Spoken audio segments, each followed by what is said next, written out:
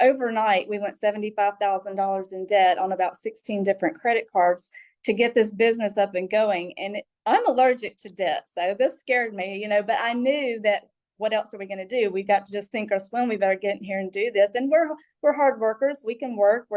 I can physically get my hands dirty, and I'm an office person, but I can do that too. So, and I don't mind it. So I just knew that we just had to do what we had to do. So we did it.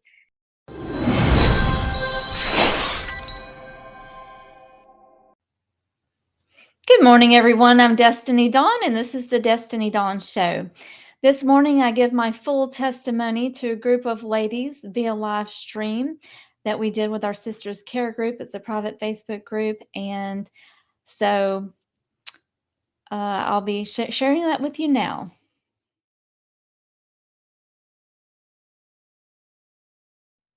Thank you so much, Brenda. Thank you for this. You're welcome.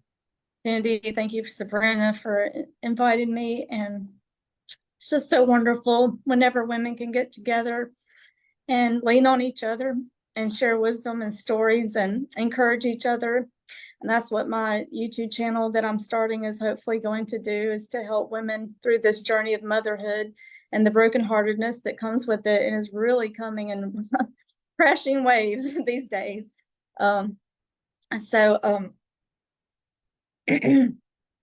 I'd like to start out with, when I was a little girl, I was mostly my grandmother and great grandmother is how I was brought up as a Christian. I was brought up in a Christian home, a family, but it was my grandmother and my great grandmother who watched me when I was a little girl from the time I was about 2 years old till I was about 5 years old. And they would always talk about God and Jesus and the Bible. They were always sing hymns, and they'd play songs and hymns on the organ and the piano, or have it playing in the house, have sermons on the television all day long. They would be quoting scripture to me, mostly from Revelation, and they would talk about they'd always talk about the mark of the beast and the Antichrist, and always talk about Jesus coming back. I mean, that was like my earliest childhood memory, is they would always talk about 2 Thessalonians and he comes in the clouds. And I thought, whenever I became an Adventist, I thought, well, I've been an Adventist my whole life, because I've always been looking forward to that day when he would come back. And so my parents, they divorced when I was 3 years old, and my grandmother and my great grandmother, they were Pentecostal, and my mom, when she married my dad, he was Baptist. So we were Baptist, but we didn't really go to church. Like I said, my grandmother was the one that taught me everything, the reason that I'm a Christian today. But my parents divorced when I was 3, and then whenever I was 5, my mother remarried to my stepfather, and they had my half brother. And whenever I was 13, they divorced. And a few years after that, I met Brent, my husband. And when I was almost 16, the month before I turned 16, I was 15. And we met at a Christian play.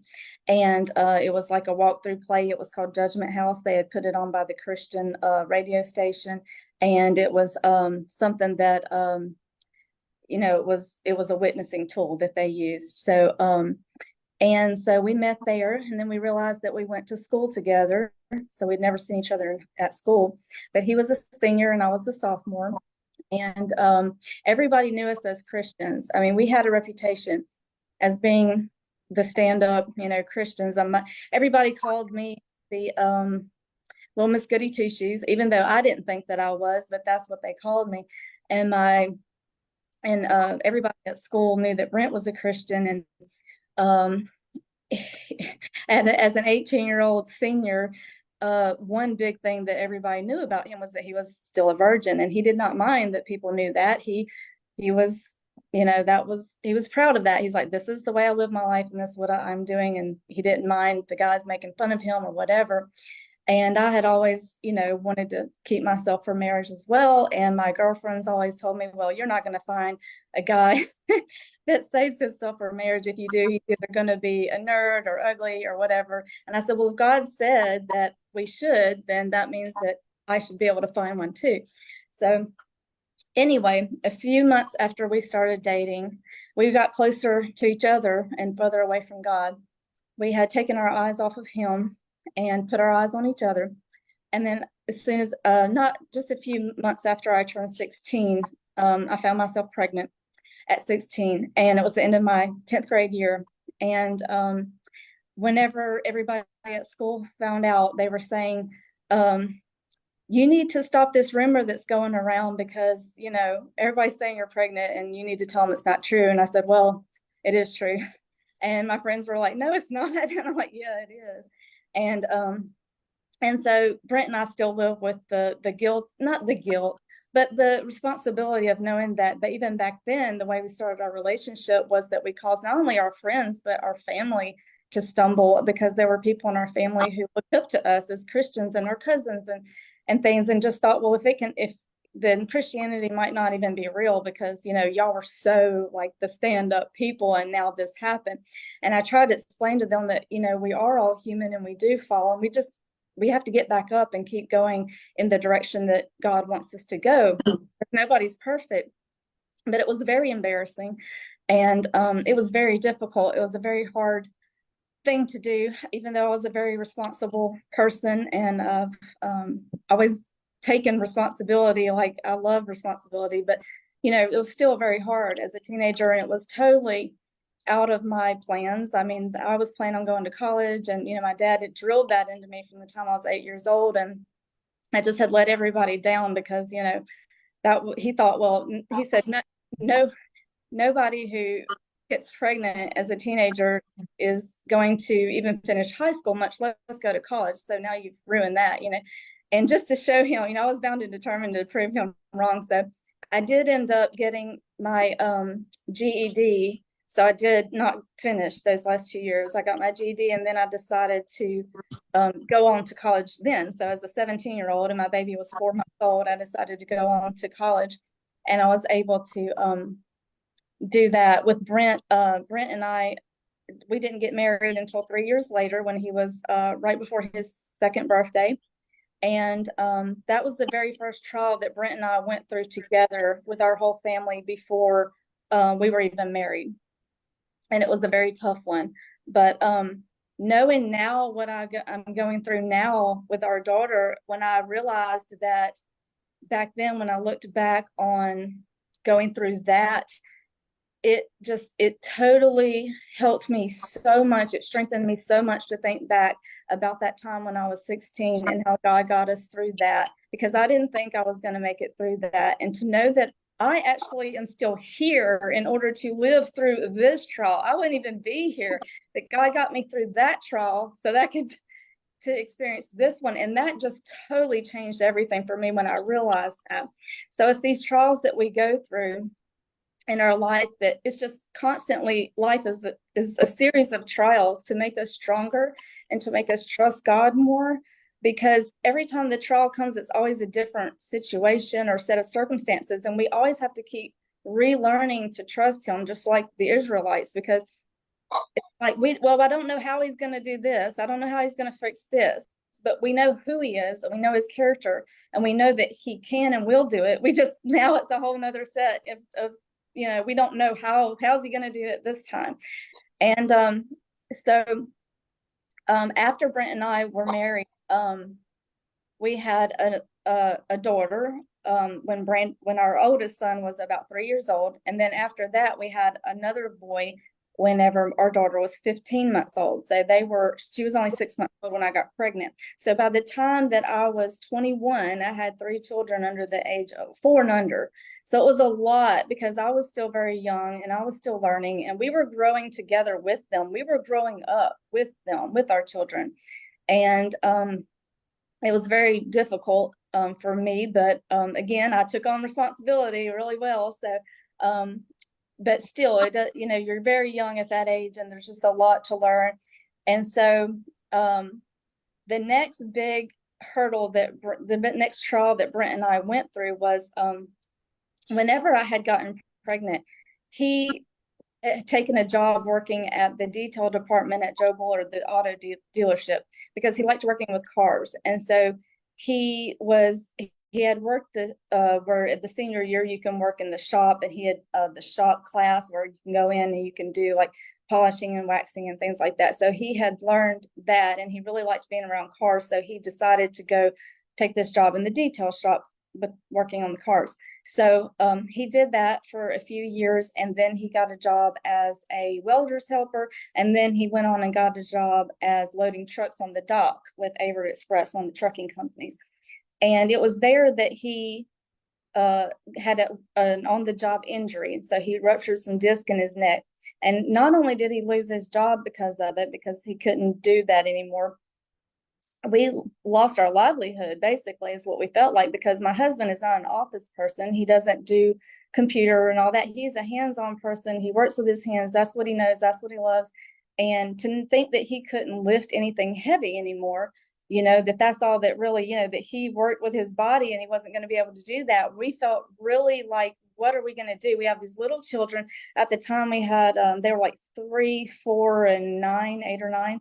So they were very young, and I was still working. I was still going to college, getting my business degree, and taking care of the children. And then Brent had been doing some on-site detailing because he always loved it. So even after he quit working in the detail shop at Joe Bullard, he still did on the side. He had a business on the side doing it. So he had been doing that for about 3 years, where he would go on site. We had a van, and he would go on site and he would do people's cars that way. So I would do the paperwork for that, but it wasn't very much. It was just a little bit, and then going to school and taking care of the kids. So when that happened, he decided that he would open his own business doing detailing, because that's all he knew, and he loved cars, and that's what he knew to do.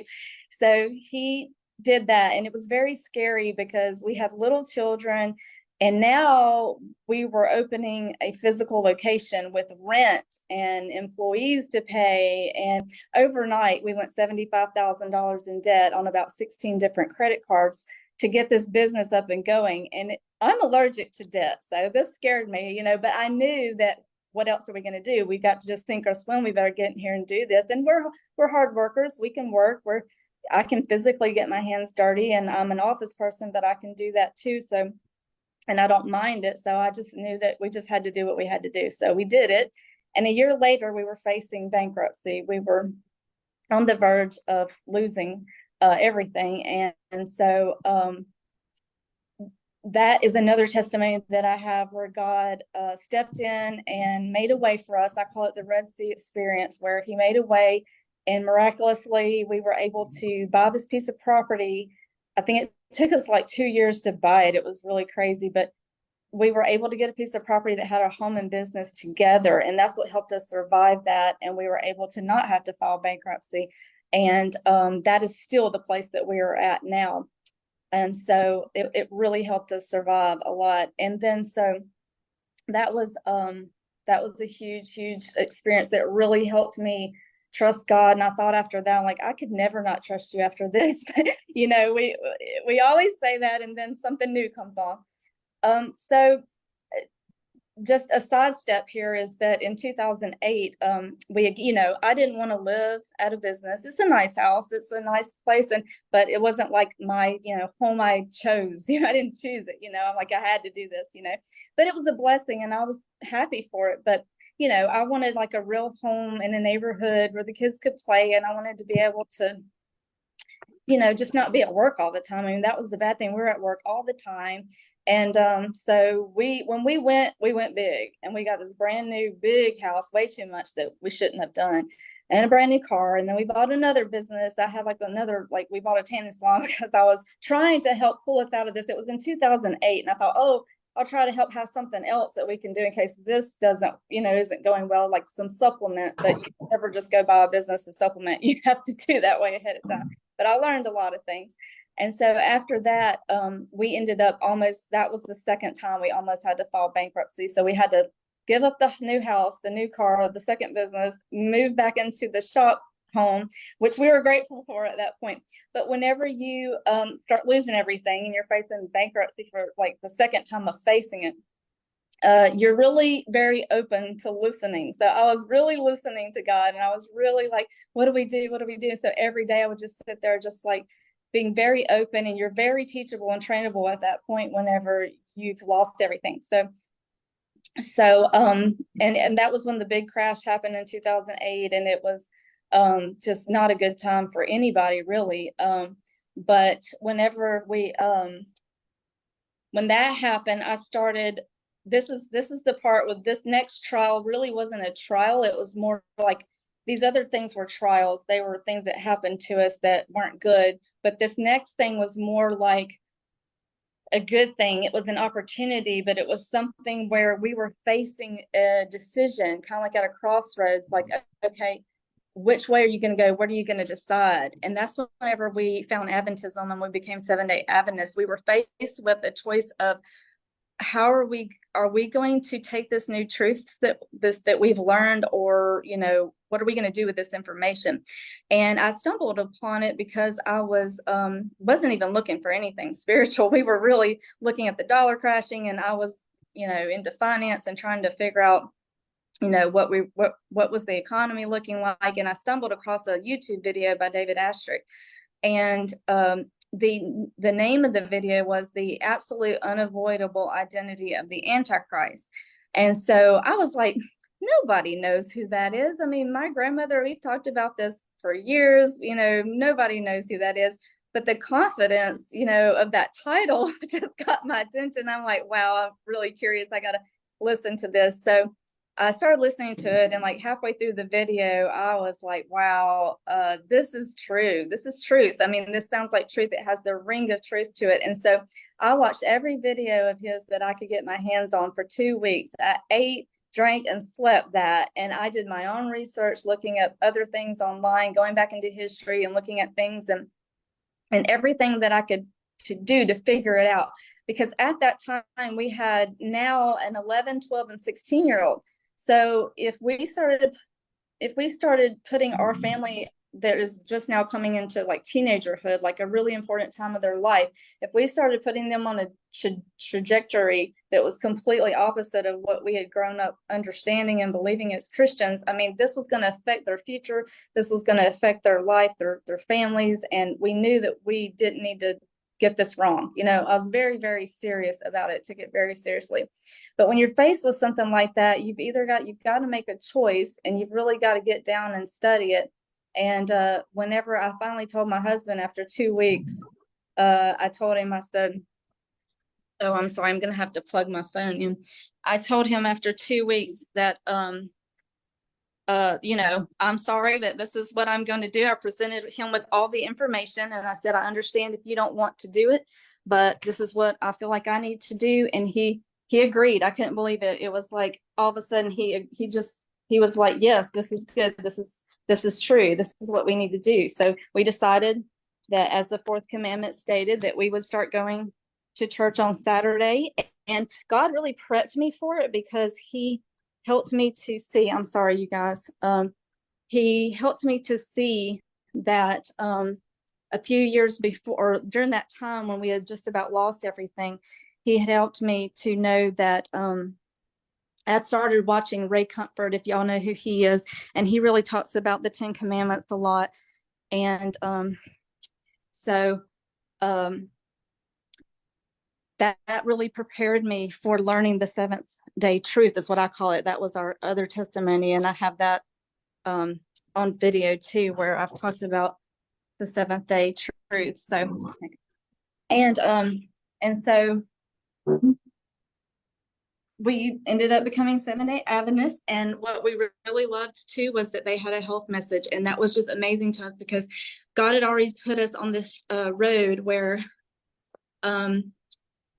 he was teaching us the health principles a long time before we ever came to this church. But when we found the church, we were like, wow, this is amazing. It's a whole group of people who believe this and live this way, something that we have been, trying out ourselves. And then my daughter, she ended up becoming a vegetarian on her own at the age of 13, 2 years before we did. And so I started making green smoothies and just really getting to healthier cooking. And when I did that, it had such a major impact on all of us. And it just made life so much easier. And whenever life is easier, it just is like, why wouldn't you want to live that way? You know, so we were doing that. And that has just been it was such a blessing to us. We wanted to share it with other people. And I had learned that was the way that, you know, we learned all these truths in the Bible that we didn't know before. And now we were feeling better. And so putting those two things together was so powerful, because now you had a clearer mind and you could understand these things better and you could live better. And I just felt like, okay, we were on the verge of like really starting a ministry. We had a business, but we wanted a ministry where we could put these two things together with the health message and the Bible study. My daughter and I had learned a lot of things in the kitchen, and we were really learning to cook. And we had done some cooking schools at church, or participated in them. And so we were starting to, do that. And then my oldest son went to David Ashford's school, Arise, in Oregon, and their course. And then my younger son went to Amazing Facts with Doug Batchelor and took that course. And so they were learning things, and they were learning how to speak and things like that. And so I really wanted us not growing up as Adventists, I really wanted them to get that really good core foundation. And my daughter was going to UG Pines to learn the health part, which she didn't end up staying there. But this was kind of like all in the works. This was the plan, you know. And all of a sudden, it all got interrupted when my daughter did what she did. And this was 6 years ago in 2018. She decided to get up in the middle of the night and get on a plane, headed to India to meet a man that she had been talking to online for 2 years without our knowledge. And she was 21 years old at the time, but she'd never lived away from home before. And this man's father had paid for a one-way ticket for her to come to his country. And she had a boyfriend here, a Christian boyfriend with a golf scholarship the whole 2 years. So we had no idea that she was talking to someone else. And so with divine intervention and with God's help, through a series of miracles, we were able to go over there and get her and bring her back. But the minute that we landed back here at home, she was again taken from us, but this time by people that we trusted and people who were helping us in the beginning. And, you know, we had went over there, got her and brought her back in a week's time, and God had miraculously saved her. But now there was a whole other way more pain, and this was going to take a lot longer. I mean, we brought her back physically in a week, but it's been 6 years and we haven't had not a single text from her, my husband or I, because she's angry with us for bringing her back. As she said, I didn't want them to save me. I didn't want to be saved. So she did not believe that she was in any danger. And we really do believe that we thwarted sex trafficking attempt, because we had Homeland Security, we had U.S. Marshals from our congressmen all surrounding them in the airport in New Delhi, which is the sex trafficking capital of the world. If you look at the statistics, the largest city in the largest country. So that's where she was flying into. And I really believe that we thwarted a transaction that was going to be made that day. And I believe with God's help, we brought her back, but her heart is far from us. She did contact her brother, her younger brother, who she's the closest to. It was about 4 years from the time we brought her back before he did. But when she did start contacting him, it was very shallow, you know, just happy birthday and things like that every now and then. It was not a deep, serious relationship. But then just this past year was the first time that she actually contacted both of her brothers and did meet with them. It was the first time they had ever heard her voice, was this past February, and in 5.5 years. And then they met with her a couple of times, and it was going well.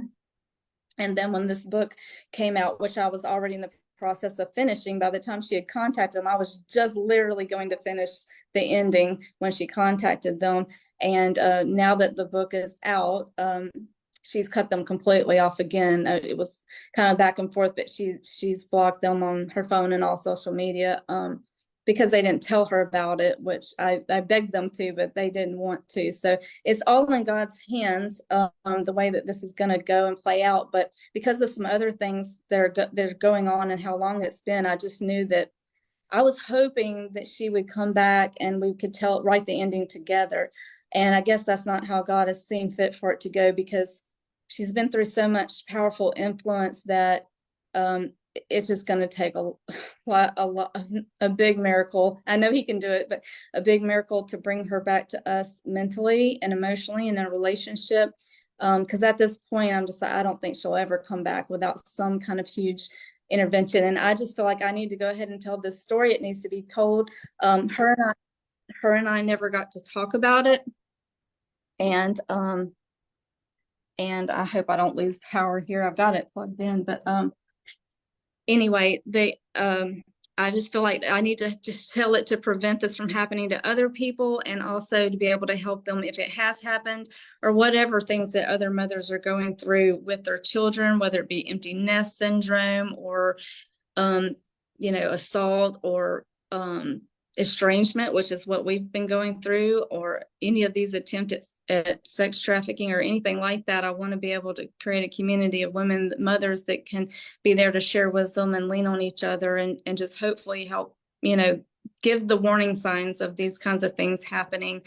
And so that's why I decided to go ahead with the book and write it. This has been a huge concern for us about how she was going to take this, but we just know that there's just, it's almost like a completely hopeless situation that she would ever come back without some kind of divine intervention. So that's pretty much where we're at right now. I know that I kind of went through that a little quickly, probably more quickly than I expected to, but I guess we can open it for questions, and then that would kind of help me know what else to say. Well, I hope you enjoyed hearing my testimony today. I hope it encouraged you, and I hope that you'll share your testimony sometime with people around you. You never know who it could help and who it could strengthen and encourage in something that they may be going through, because we're all either in a crisis or about to go through one, or we just came out of one. So go encourage someone today with your testimony. You can come out on the other side of whatever it is you're going through. And not only can you come out on the other side, you can come out on the other side better. We'll see you next time. In the next video here, I'm talking about if you have been lured away by a predator, this next video is for you. Not all is lost. You can recover. And that is your testimony. Just like what I just gave, it's your testimony to help other people.